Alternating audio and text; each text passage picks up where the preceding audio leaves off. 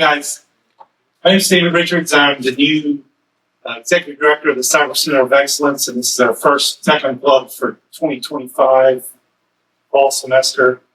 So welcome. I know I've seen some of your faces in class before, so glad you guys are here.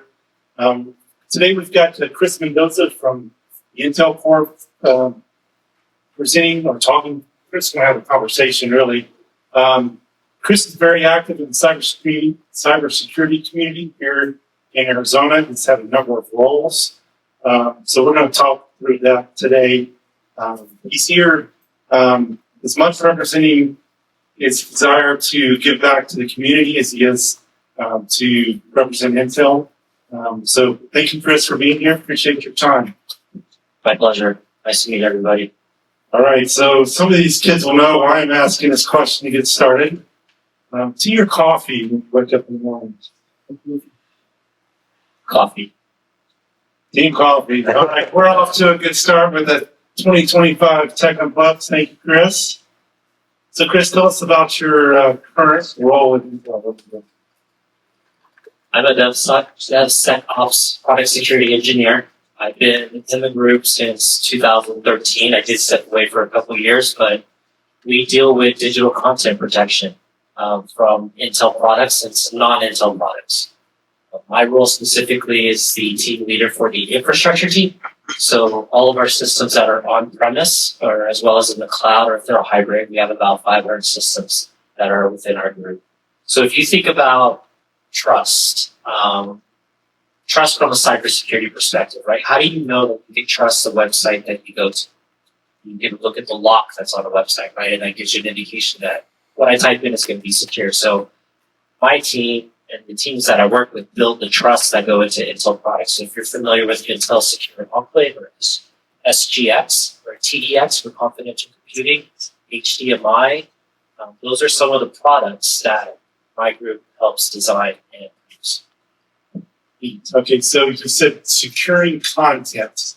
My first thought, of course, is like HTML or images, but I'm assuming that's really not what it is. What's the content you're securing?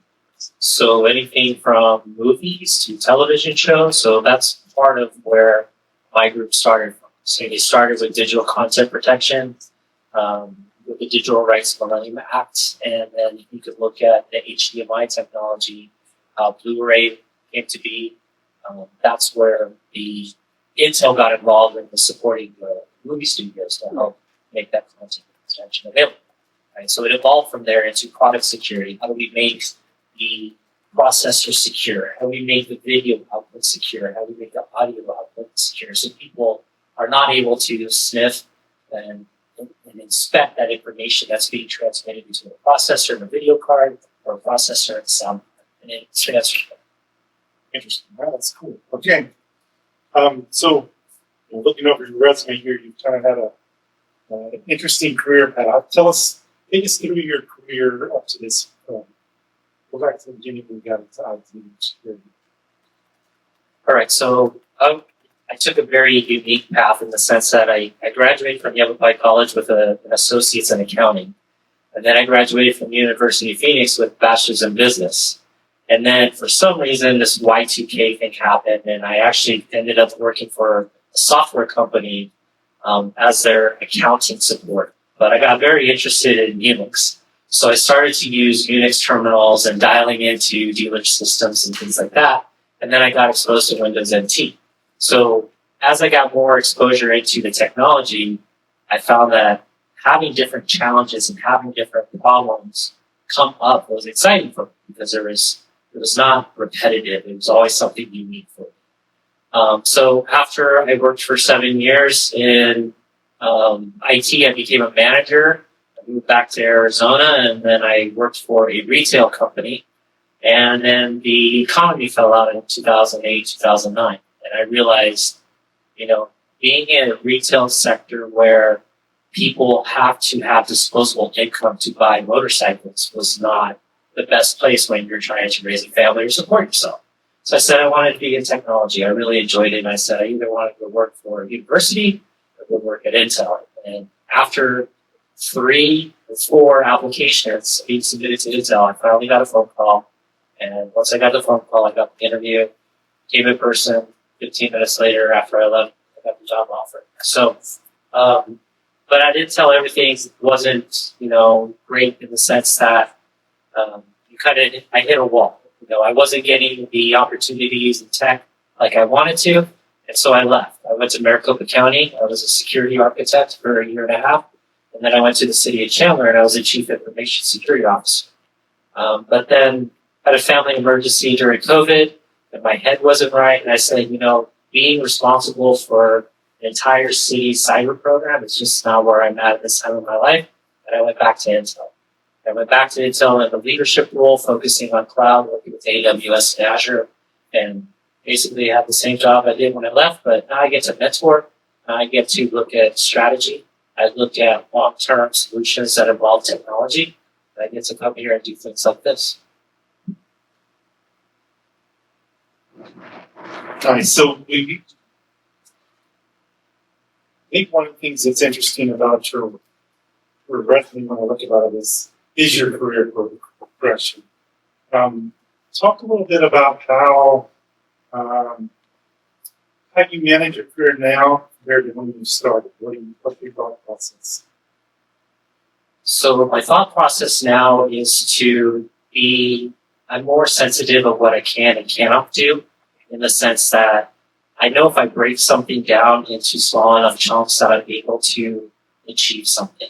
So let's say I want to get familiar with HIPAA as a source of as a framework, or if I want to get familiar with payment card industry, because those are skills that are hot in the market right now, so to speak. So if I want to get to the understanding that, I might use ChatGPT like I did this weekend and say, how can I get educated in PCI or HIPAA? And I wouldn't have that solution 20, 25 years ago because, one, the technology didn't exist, but two, I didn't understand that the value of having networks, the value of being able to talk with people about what it is that you're interested in, as well as what it is that you're able to help people. Had I known that, I think my career would have taken a much different path. It definitely would have probably accelerated sooner, but it's not always about the acceleration. It's about the journey, in the sense of, are you doing what you enjoy doing, right? So I started out doing something that I thought I would like, and it changed, and then I started doing something else, and it changed again. What I'm doing right now, I'm really happy. I'm happy, again, to be here. I'm happy to be in a role where I'm able to mentor other people. I'm able to look at the technologies that are out there and work with management, work with the team to understand what it is that we want to bring into the fold, so to speak. When I joined Intel in 2010, I saw people or leaders that were like, how valuable networking was for them to get their career trajectory. I'm a very introverted person, but I realized that I'm only going to be able to be as successful as I want to be. So I put myself in the situation of going to Toastmasters. Right? I found Toastmasters as a way that I can get practice, I can get confident to learn how to speak in public to people. I also worked through certifications. I was not an A student, still not, well, I don't know. I was a BC student, right? I was raised by a single mom, without a dad, and I graduated at 16 years old. So I was very young and very immature. Graduated high school at 16. But having that, desire to work, and then once I eventually did grow up and I understand what I could do, and today what I know I'm capable of, that's where I'm trying to get back and say, if you understand what it is that your skills are, you tap into those, you believe in yourself, that's going to be the first thing that's going to help you be successful. Finding a mentor, finding a friend, finding somebody you can talk to is something else that's going to help you along the way. Because one thing that doesn't get talked about, that I'm pretty passionate about here in cybersecurity, is mental health. We've had some meetings around the valley this year, 3 of them, where we talk about mental health and what it does. So I talk about my situation, but other people have shared their situation, because in cyber, you can burn out. I burned out many times. I burned out in relationships with people at work. I burned out with the amount of hours that I've spent. Working at Intel is great. You feel so committed, but it's just one of those places where it's going to take everything that you want to give to it. So for everybody here, I highly recommend pace yourself, know what your limits are. Don't give everything to any company that comes along and gives you a great salary, great benefits. Your life and what you do is going to matter so much more in the long term than just giving everything that you have in all one shot.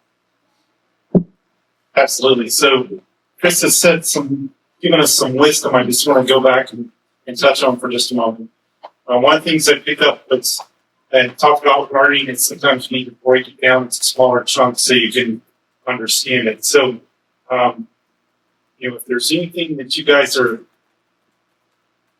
want to learn, see outside the classroom, then use your tools to break it down. And we've got AI these days to help do that. But breaking down learning into smaller pieces so you're not so overwhelmed is really a perfect way to learn something.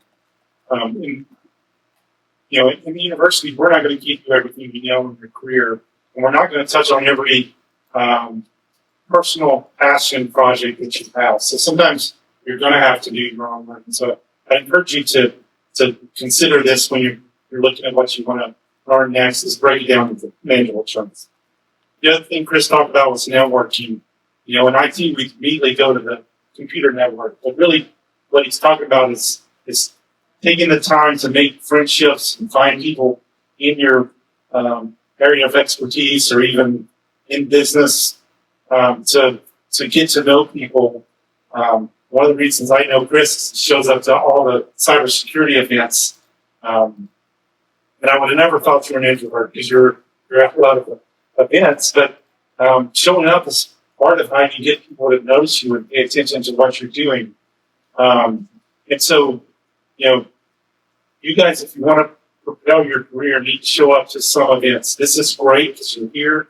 I'd also recommend finding some local technology, cybersecurity communities to be a part of.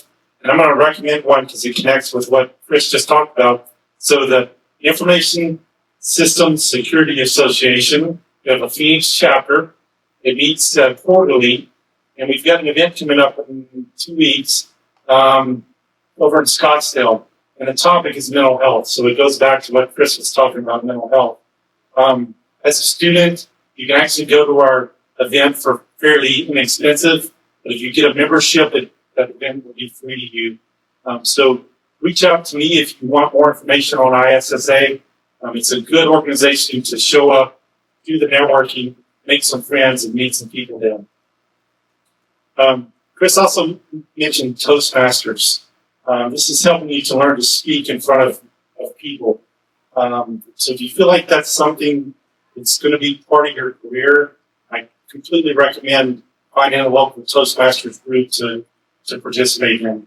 They tend to be pockets all over, or at least our valley for now, but where you end up in your career, if you feel like I need to get better at this, it's a great group. They help you kind of hone and fine tune your speaking skills. And just to go back to mental health, give your whole self to a job. You got to protect yourself. You got to take care of your brain, your emotions, and make your work for you. And so if you're in a situation that's not right for you, there's other jobs out there. So find the next best thing for you. But having a plan for your mental health is really important as you get into your career, especially as you progress and start having kids or get further in your career. You've got to do things like keep your hobbies going, keep your passion projects alive. Find things that make you happy and interested outside of work. So yeah, we need to find a way to check out. There's a student who graduated from here last year. We actually teamed up, we co-presented together at ISSA. And I found out as we're going through, he does bull riding. Oh, wow. That is a great way to get away from work and just take your mind off things. You jump on a bull and see people last 6 seconds. But how many of you were in clubs in high school? How many are you are in clubs here? Okay. what somebody want to share why they go to clubs or what they enjoy about the club in particular? I do coaching for our Super Smash Brothers team at GCU. I enjoy just helping like freshmen and sophomores get into it, get better. That's great. So we talked about ISSA as a club here for in the Valley, but there's actually a few others I don't want to mention. So if you're interested in cloud technology, you can join the Cloud Security Alliance or CSA. Their events are free. Sometimes you can get like a free lunch and free snacks if you attend, but they're great to go to. ISC Squared, they don't have in-person events. They're mainly virtual right now, but ISC Squared is recognized for having one of the most popular certifications out there, the CISSP. ISSA is one, and then ISACA, ISACA. They have another well-known, they actually have a few well-known certifications that are out there. And can I talk about my certs real quick? Yeah, I want you to talk about your certs and then give an opinion of the manager. What's your perspective is on certifications for employees? So, Trevor's not here, so I can say this. So, there's a person that is in the community who was very vocal about certifications not really meaning anything. They're not valuable for judging somebody's ability to do the actual job. And I agree with very little with that statement, but I'm of the belief that certifications can help you get a job. I think I am an example of why certifications do work. I know that I was able to get my position at the City of Chandler as CISO because I did have my CISSP certification. I also have a master's degree in cybersecurity. I started out, my first certification was Microsoft Desktop Support Technician. I remember taking the exam over in Mesa somewhere, being nervous as can be. And then from there, I was like, wow, I passed. This is cool. And then I jumped into Cisco. I got CCNA after my third attempt. Then I did CCNP. I walked into my T-shoot exam of CCNP, forgetting I had it. Because I was doing the job at Intel, I actually passed that exam. Passed switch, but route I failed 3 times. So it took me 4 attempts to get the routing certification, and then I finally got my CCNP.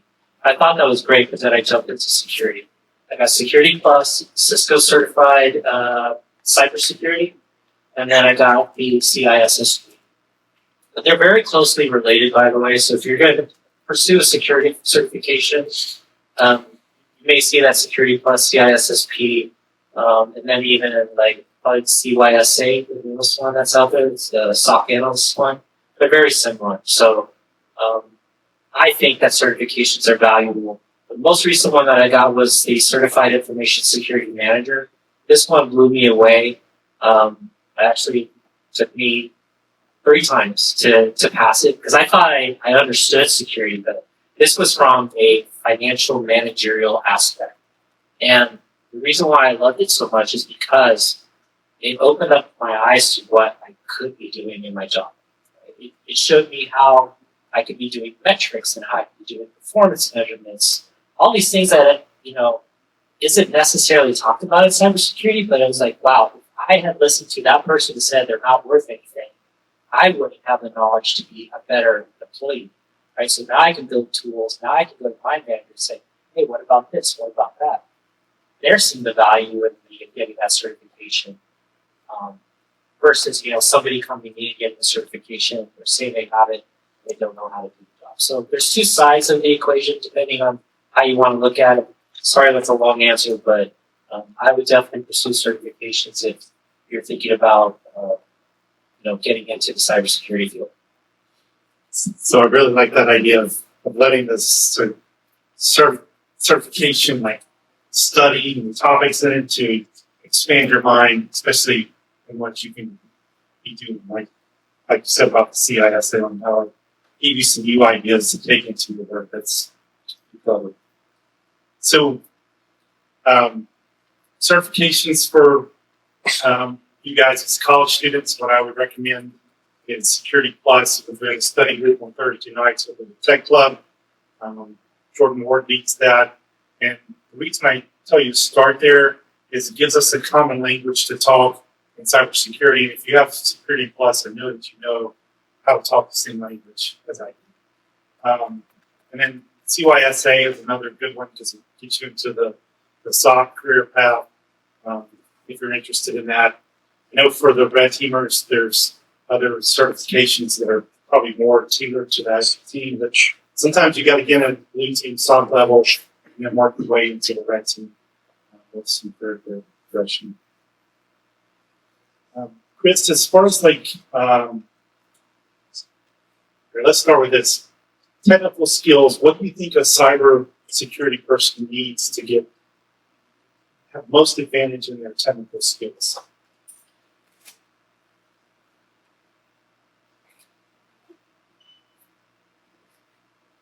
The typical cyber answer, right, is it depends. I don't want to say that, but is there a specific area that you would pick, maybe, that would help me give a definitive answer versus a generic answer? Yeah, so let's go with your current leadership role of DevSecOps. How would somebody go there? All right, so for DevSecOps, what I've had to learn was CloudFormation, Terraform, YAML, JSON, Python, right? Honestly, with GPTs out there, it's made things a lot easier. I've never been great at programming, but I have no problem writing programs now. Just saying, hey, I need this, and I can figure it out from that aspect, right? So definitely being able to work with cloud technologies. There's not as much of a need for, I would say, the on-premise skills. So I started out, boots on the ground, using my hands to configure servers, right? Loading operating systems, building servers, putting everything together, putting hardware together. You don't need that with cloud, right? So that's definitely something that I wouldn't spend a lot of time in if you're looking at some of those cutting edge organizations. Because the reality is, like, if you were to go to Microsoft or Google or Meta, right, their data centers, they just land things and go, right? And a lot of times those jobs are typically done by contractors. So it depends on what you want to do, but I think to be safe, I would say knowing as much about software and hardware as you can. So if you're going to be a pen tester, you need to be very good at Bash. You need to be very good working in kernels, right? Being able to write code, right? Because you need to customize how you're going to exploit, whether it's a piece of software or a piece of hardware. And if you're doing it at the hardware level, you need to know assembly language just to some extent. If you're going to be more on the engineer side, knowing how to work with different vulnerability scanners, knowing how to work with asset management tools, knowing about incident response. Those are probably going to be some of the more critical areas. But if you're a cloud, you definitely need to know how to work with your basic cloud services. So you need to know what the EC2 is, an S3, a Lambda, EKS, things along that line. Same with Azure, same with GCU. So kind of depends on what area you want to go. If you want to be in management, probably don't need to know the very deep levels of technical of that aspect. If you're going to be in management, you need to know personalities and you need to know people. You need to know how to motivate people, how to manage people up, manage people out. You need to be familiar with those situations if you want to be in management. And how about, you mentioned skills, soft skills, professional skills, human skills. What do you think is key there? Number one is communication. Everything that we do in this world revolves around communication. I'm in an executive MBA class, and I've taken 2 classes, and one of those classes is about culture. How we interact as a culture is very eye-opening to me. I work with 30 people on a team, and we probably have 12 to 15 different countries. And we work great as a team, but there's people from all over the world. So being able to communicate efficiently, effectively, knowing how to tell someone they're wrong, or knowing how to tell someone you disagree with them. We have a saying in Intel, disagree and commit. You just say it out loud. I disagree and I'm going to commit. mean, I don't agree with what you're saying, but I'm going to go along with the rest of the team.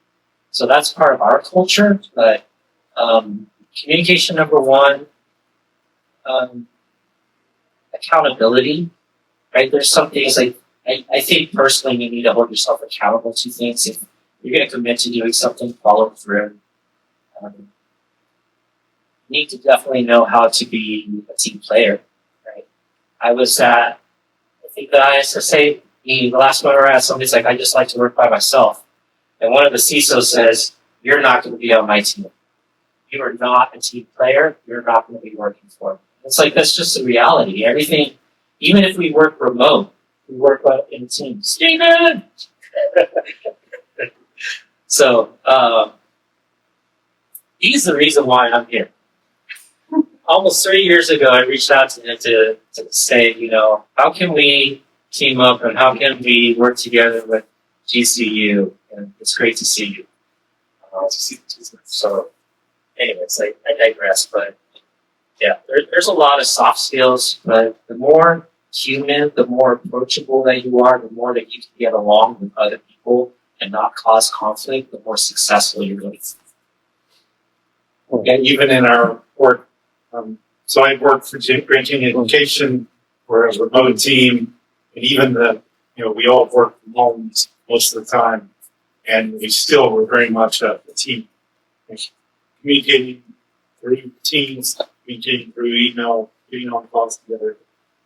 You have to work with people. It's in every job. It's that way.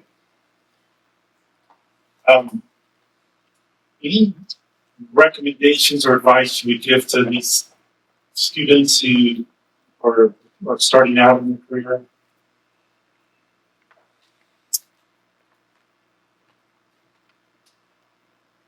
I would start, if I were to do my career over, I would start with going to the local communities. We were at CactusCon together, we see each other at ISSA, so walking in there and seeing you in your new role in your office, we have history together, right? And that's because of those community events.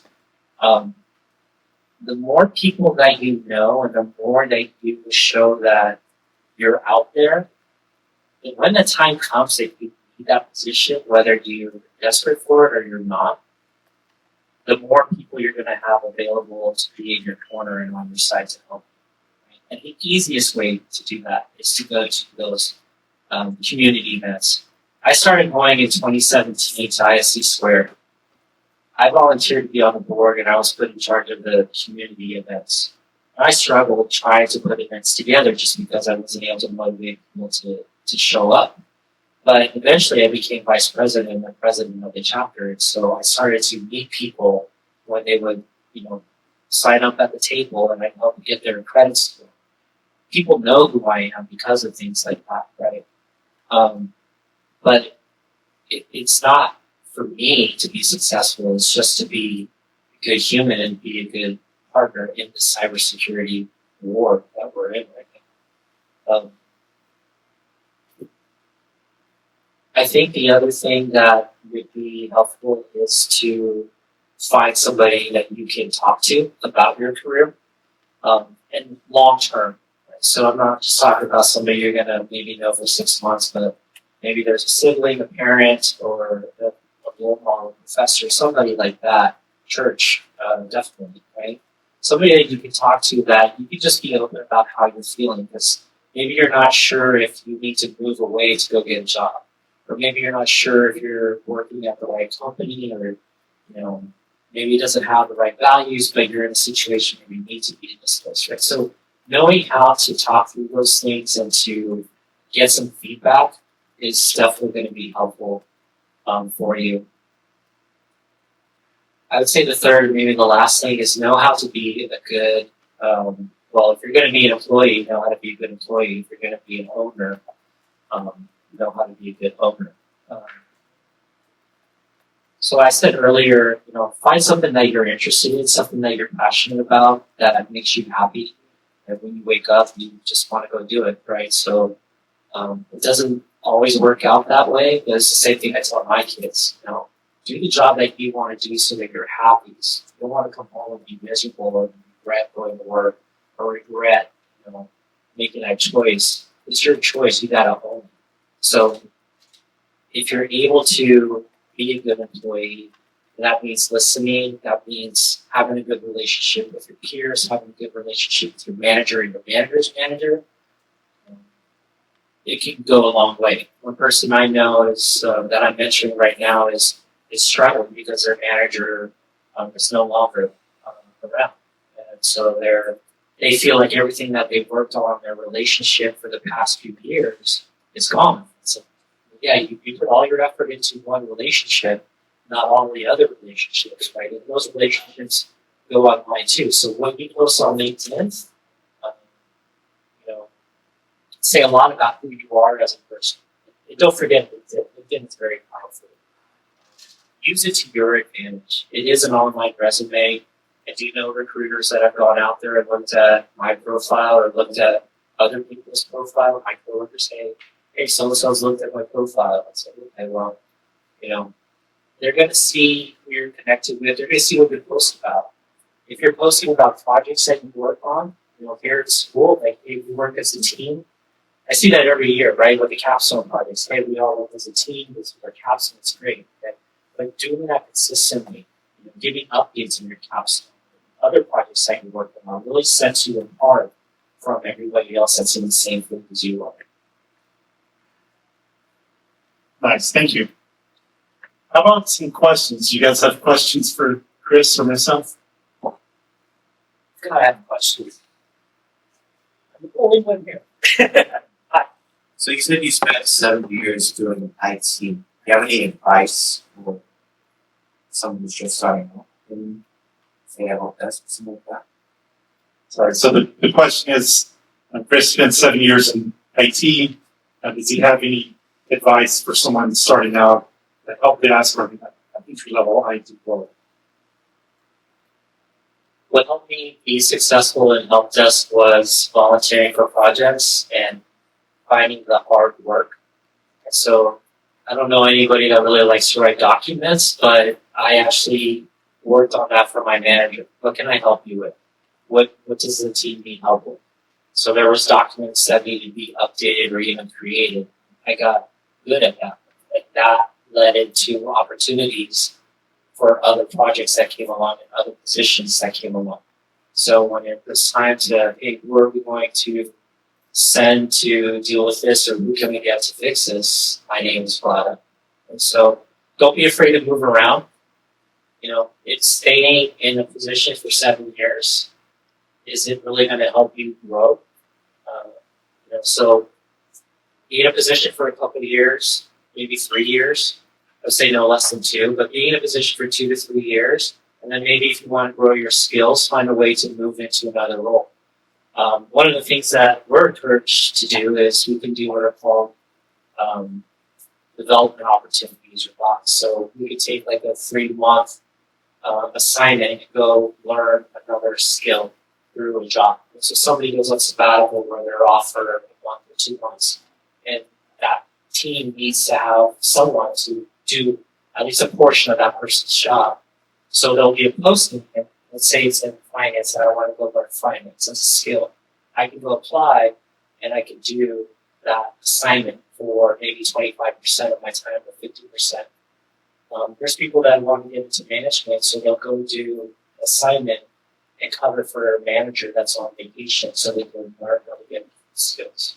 So those are things that at help desk level, I would say.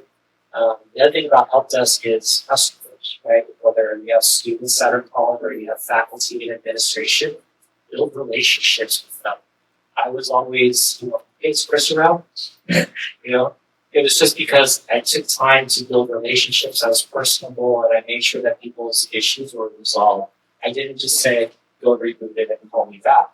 Be like, hey, it's going to take a couple minutes to reboot it. I'll call you back. And I followed up on that. That gave me credibility. So those are things I think from the help desk side that could help. Did I answer your question, by the way? Thank you. Yeah, I tell students often that if you're new in a job, that reading the documentation is important, but edit the documentation or create new documentation really is career starter. Part of it is, so we use SharePoint here. And if you edit a document, your name's going to be at the top of the screen, and it immediately looks like you're the professional, like you know what's going on with that tool. So it's really, documentation is a secret weapon. Not only can it give you the tribal knowledge you need in an organization, but it'll also help you to expand yourself. What other questions? Love this stuff. During stressful times during your time as a IT guy, what did you do to calm down, like certain situations during So- stressful times? The question is, during stressful times, what do you do to calm yourself to get some perspective? That's a very good question because that's something that's definitely come with maturity and getting older. But the one thing I would say is don't assume you know what another person is going through or that you have an understanding of what they meant. Right? So somebody could say something and you could take it the wrong way. It doesn't mean they meant it that way. Right? So I have to give myself a pause and be like, hold on, we say sometimes it's having a biased lens, right? So you can look at something and just naturally biased, right? Taking that bias away and be like, I'll just assume that person meant well. I'll assume that person didn't mean what they said. If it's something or if something wasn't done and it was supposed to be, it's not the end of the world. I mean, people have things going on in their lives, right? So being patient is another key factor, right? So be understanding, be listening, be patient, be compassionate. They don't teach you these things either, right? You get into the workforce, they send you down at a job, and it's like, okay, clock in, clock out, just do your job, right? Well, I appreciate the question because I think it gives me a chance to actually share. I made mistakes, right? I got in trouble, for saying the wrong thing at the wrong time. It's like, okay, you want to do it over again, but knowing that there are skills that you can have. It's easier for some people because it comes naturally to them, but for other people, it may just not be as easy. So we'll say those two things. I think understanding your stress over time, how your body responds to it, and how you understand it is a skill you have to develop. I used to carry stress in my shoulders and my neck, and it took me a while to realize when I started feeling that it's probably because I was stressed and need to do something with it. So you have to kind of learn. Anyone else? I do have a question about, as a student getting ready to apply to jobs, we don't have, at least for me, I don't have much experience in help desk yet, but I'm kind of like accumulate. Would we want to emphasize our certificates and licenses over our experience when we apply to jobs? Or is it the experience that's going to count more? So the question is, as students are getting ready to enter the workforce, and you don't have a lot of technical experience, what do you emphasize to give recruiters or managers attention? So there was a GCU student who was applying for a job, helped us, and they had a line on there that they were a barista. They were a manager at Starbucks. And they didn't see the connection. I said, did you manage people? Yeah. Did you deal with customers? Yeah. Okay. That is all relatable to being in a help desk. You know how to deal with customers. So you've had angry customers? Yeah. Okay. So you know how to diffuse a situation.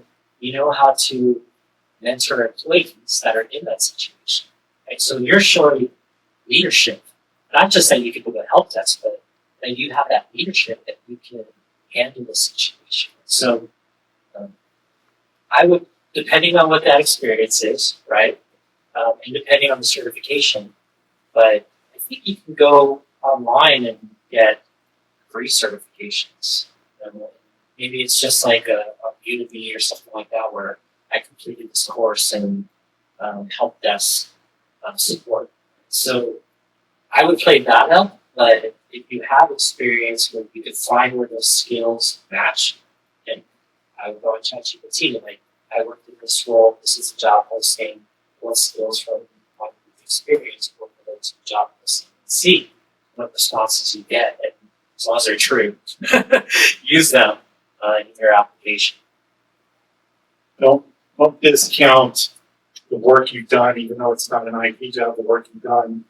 Because as a hiring manager, I want to see that you've done some work, whether it's, fast food or childcare or walking dogs, because there's skills that are transferable in your work that go into the work that you're going to do. I think it also shows the reliability, the trustworthiness. Do you show up? Are you accountable? And do you have references? Yeah, let's talk what's the point of management for hiring somebody to enter that job on the company or they're doing the hospital or something like that. What attention So the question is, what are managers looking for entry-level employees? So I'm going to start off with that team player aspect, right? If you're going to come onto my team, I need to know that you're going to get along with everybody, and everybody's going to get along with you. Number one. Number two is going to be the skills, and it depends on the situation. Like if I have a bunch of people on my team that are great at help desk support, and you're new, I know that I can rely on my team to help you be successful. But if my team is varied and they're working on other projects and you're coming in and you don't have the skills to be successful, that's going to be a challenge, right? But at the same time, if you have those skills, then I'm probably not going to worry about that aspect. But you still need to be a team player. And then probably third, I would say is what do you show that goes above and beyond? What makes you different from somebody else that has the exact same degree, work experience, and certifications that you do? What makes you special? I didn't want to say so what. What's the so what fact? Right? So every time I have to talk about what I do, I have to bring the so what. So what you brought ability management in. Okay, well, I actually saved one project I did, saved X number of dollars. That's the so what. Answer your question. I have one other thing I want to say real quick before I lose my thought. I lose it again. Oh, write down improvements that you make.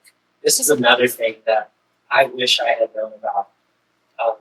Every little thing that we do, there's probably some way that you can say that there was value added as a result of it. But when you go to apply for a job, the quantitative value of what it is that you did is very hard to measure and maybe report out or share.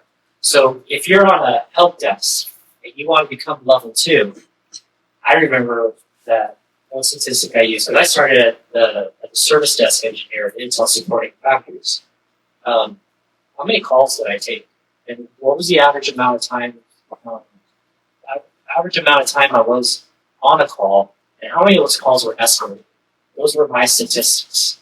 And so if you're going to be in a help desk and you want to show that you're a good help desk person, knowing those types of statistics will help you for when you either want to get promoted or you want to go look for a job somewhere else.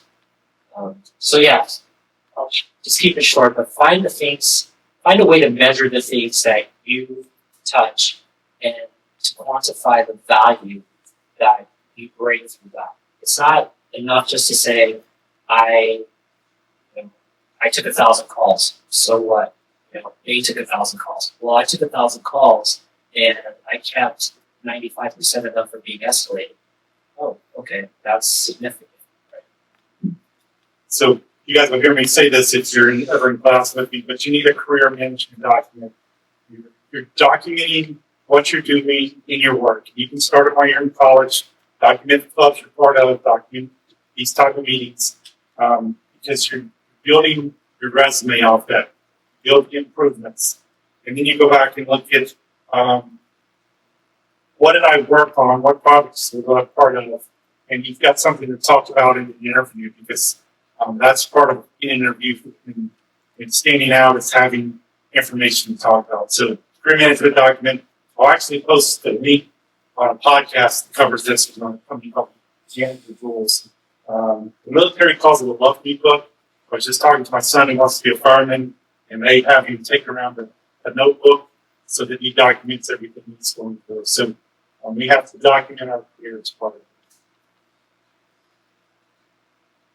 Any more questions? I have one question. Okay. You all are in your positions and have been in your positions for quite a while. How do you all keep yourselves current with all of the new technologies that are being used in today's time?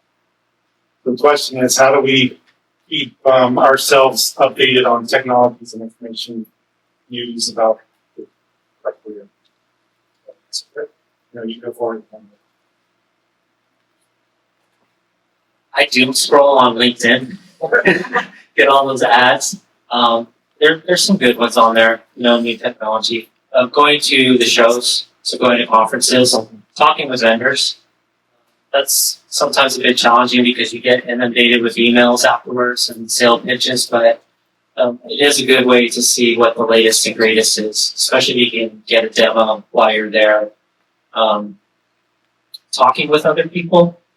So if you have people that are in the same field as you, finding out what they're working on, sharing their stories. When I talked about having somebody that you can talk with, it's not just for the career advice, but maybe you have technical challenges as well. So I have people that I trust from a technical aspect that, I'm trying to figure this out, or how would I do this, kind of a thing. So those are the different ways that I do it. Yeah, same. Live conferences, having a chance to see the product, and also rely heavily on people in the same industry. We have time for one more question. Anybody? Get to ask some questions. Right. Sure. What else? Do? That's it. You want to ask a question? Can I ask you guys a question? Yeah. Okay. What do you see being the biggest challenge for you getting the career that you want? From your perspective.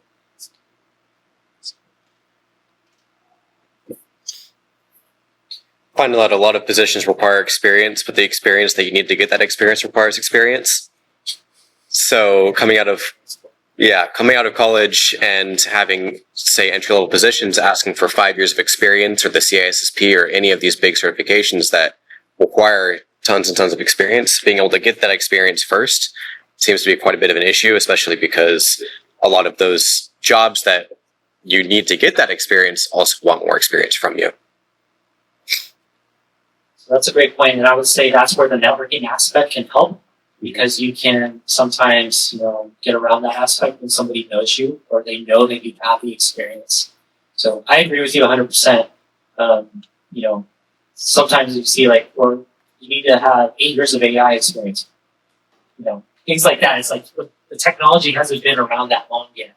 People need to have 20 years of cloud experience. AWS started in 2006. So, there's some unrealistic aspects, but the networking and then finding ways that you could say that you have similar experience could be another approach.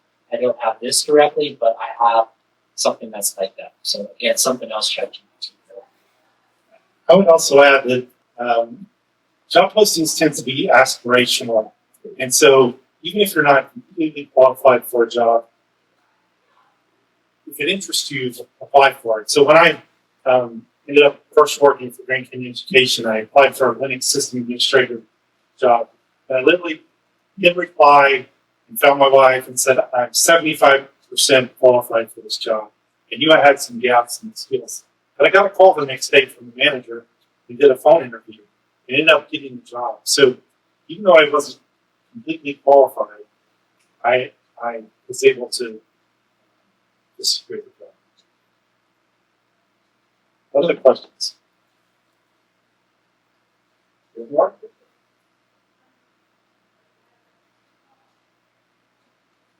I just have a comment. I do have another question, but the comment I want to say is that Arizona is a great place, community-wise, to have your cyber security career, engineering career. Not just in the groups, but in the people. We go to an event, you're going to see a lot of the same people, but there's just something different about Arizona. I'm not saying that because I live here, but I have been to conferences and I have met people in other places, and it's just not the same as being there. So taking advantage of the opportunity we have, the great people here at GCU, like I said, this is probably the third year that we're going to be working together at Intel and GCU, and it's just there's something different. TCU, are all of you familiar with TCU? Okay, so I went through a TCU program because of Mike Manrod and because of the students that represent TCU. There's just something special about this place. I just want you all to know that this is a great place to be. So I'm going to wrap up. First, I want to thank the engineering students who are here. We intended to have some other engineers on the panel, and it didn't work out for us. And we have a couple more of these events scheduled for engineering and technology. We'll try to get some engineers here next time. So just here, I appreciate you being here and hanging out with us. I know we focused a lot on tech and cyber. We haven't missed you. It just didn't work out this time. For technology, we do have a couple more of these events coming up. We've got 2 scheduled for October, so please show up. The theme for the technology unplugs that are happening in October, November, December, is going to be lessons learned. So the first one is lessons learned from hosting a cybersecurity podcast. So I've got a couple of podcast hosts that are going to show up, and we can talk to them. And the second one is lessons learned from GCU alumni who are currently in the job market. And they've only been in the job market like the last 2 to 7 years. So people that have been in your shoes pretty recently and can share their experiences. So please look for those. They'll be on Wednesdays at 1, Wednesdays at 11. And those are coming up. Yes, thank you, Chris, for taking us time out today. Thank you.